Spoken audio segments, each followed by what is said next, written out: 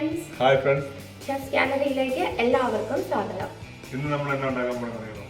ഇന്ന് നമ്മൾ ഉണ്ടാക്കാൻ പോകുന്ന വെജിറ്റബിൾ ഫ്രൈഡ് റൈസ്. ഓക്കേ.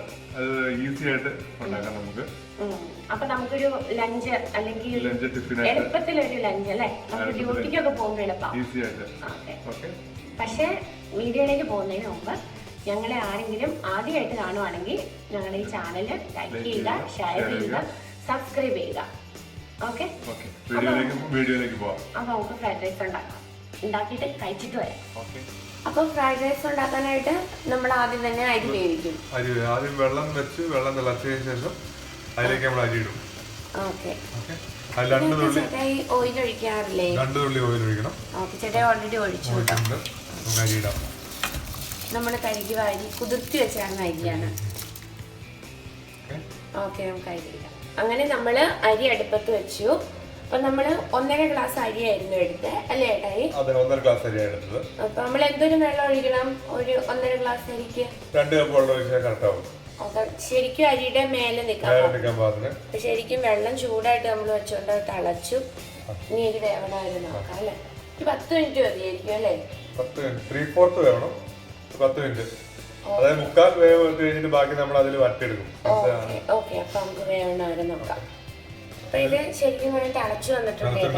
ഇതിൽ ഇച്ചിരി ഉപ്പോടെ ചേർത്ത് കൊടുക്കണം, എന്നാലും ചോറിന് ഉപ്പ് പിടിക്കുള്ളൂ. ഇതിങ്ങനെ തിളച്ചു വന്നു കഴിഞ്ഞിട്ട് ചേർത്ത് കൊടുക്കാം. ഓക്കെ, നമ്മുടെ പാകത്തിന് ഉപ്പ് ചേർത്ത് കൊടുത്തു. ചോറിന് ഉപ്പ് പിടിച്ചു കഴിഞ്ഞാൽ നല്ല ടേസ്റ്റ് ആയിരിക്കും. ഓക്കെ, വെന്തോ ഏട്ടായി? അപ്പൊ പാത്രം ചൂടായി, നമ്മൾ നമ്മൾ എണ്ണ ഒഴിക്കണം. ഓക്കെ, എണ്ണയാണോ? അപ്പൊ നമ്മൾ ഈ ഫ്രൈഡ് റൈസിന് ബട്ടറൊക്കെ ഇടുന്നത്. ബട്ടറൊക്കെ ഒത്തിരി റിച്ച് ആണ്. നമ്മൾ ഓയിൽ ഒഴിക്കാം. ഓയിൽ ചേർക്കാം. അത് ആൾക്കാരെ ഇഷ്ടം അനുസരിച്ചിട്ടാണ്. ബട്ടർ വേണ്ടവർക്ക് ബട്ടർ ടച്ച് ടേസ്റ്റ് ഉണ്ടാവും.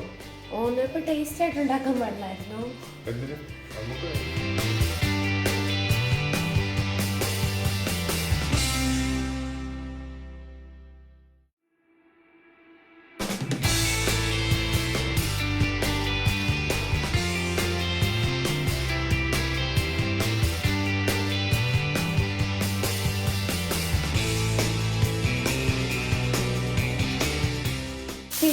ഇനി സോസ് ഒഴിച്ചെടുക്കാൻ പോണ്.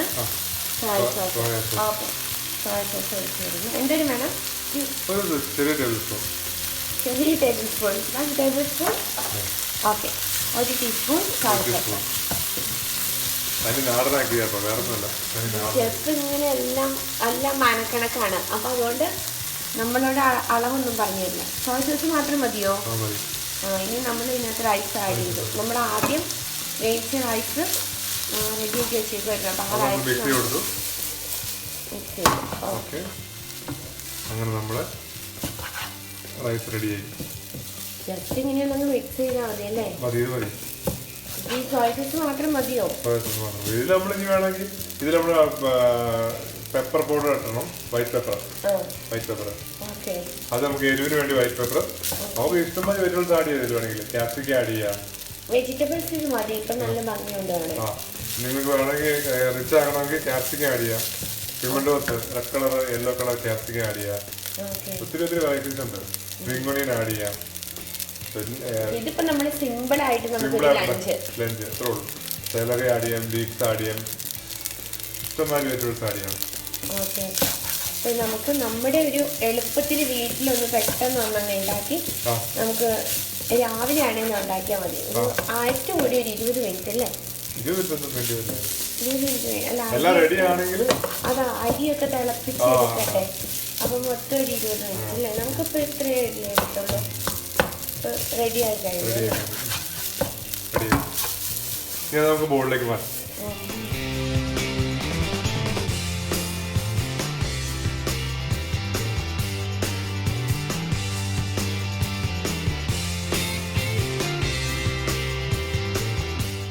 അപ്പോൾ ചേട്ടായി ഞാൻ പറഞ്ഞതനുസരിച്ച്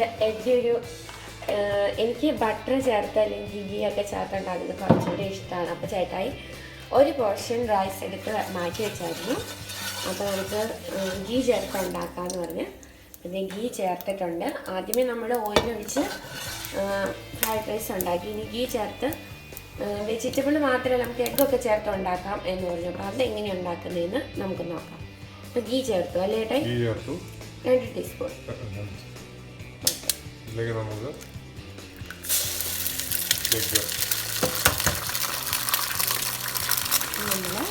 2 മുട്ട ഒഴിച്ചു.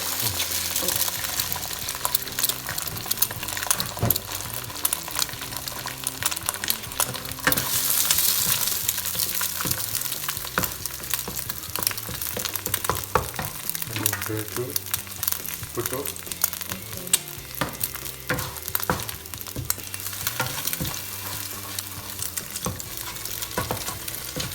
നിങ്ങൾക്ക് എങ്ങനെ വേണം? വെജിറ്റബിൾ കൂട്ടി വേണോ അത് എക്സ്ട്രായിട്ട് സമയമായിട്ട് വേണോ? വേണ്ട, വെജിറ്റബിൾ സോഡ ഇടാം. ഓക്കെ. മുട്ടയുടെ കൂടെ നമുക്ക് വെജിറ്റബിൾസ് നമ്മളാദ്യം ഗീ ഒഴിച്ചു, 2 മുട്ട ചേർത്തു, ഇനി വെജിറ്റബിൾസ്. ചിക്കൻ വേണമെങ്കിൽ ചിക്കൻ ആഡ് ചെയ്യാം. എന്തുകൊണ്ട് മുട്ടയുടെ സ്റ്റാൻഡ് അല്ലെങ്കിൽ അതോടൊപ്പം തന്നെ വേണമെങ്കിൽ ചേർക്കാം. അതിനെ അല്ലാതെ നേരത്തെ കുക്ക് ചെയ്ത് വെച്ചാൽ ചിക്കൻ ജസ്റ്റ് ബോയിൽ ചെയ്ത് വെച്ചാൽ ഓക്കെ. നമ്മൾ ചിക്കൻ ഒന്നും ചേർക്കുന്നില്ല, ജസ്റ്റ് മുട്ട മാത്രം.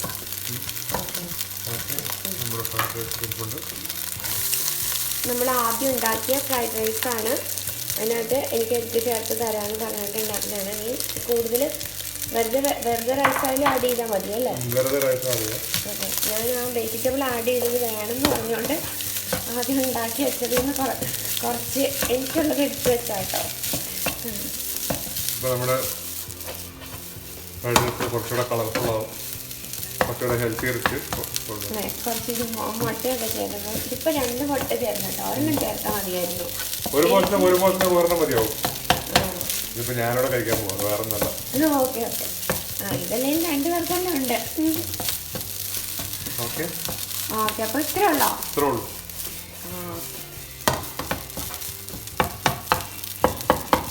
അപ്പം നമ്മുടെ എഗ്ഗ് ചേർത്ത ഫ്രൈഡ് റൈസും റെഡി ആയി കഴിഞ്ഞു.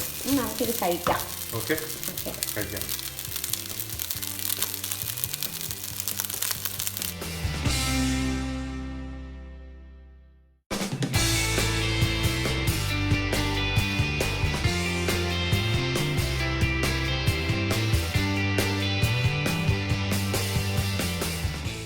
അപ്പോൾ വെജിറ്റബിൾ ഫ്രൈഡ് റൈസ് എല്ലാവർക്കും ഇഷ്ടപ്പെട്ടോ? എല്ലാവർക്കും ഇഷ്ടപ്പെട്ടു എന്ന് വിചാരിക്കുന്നു.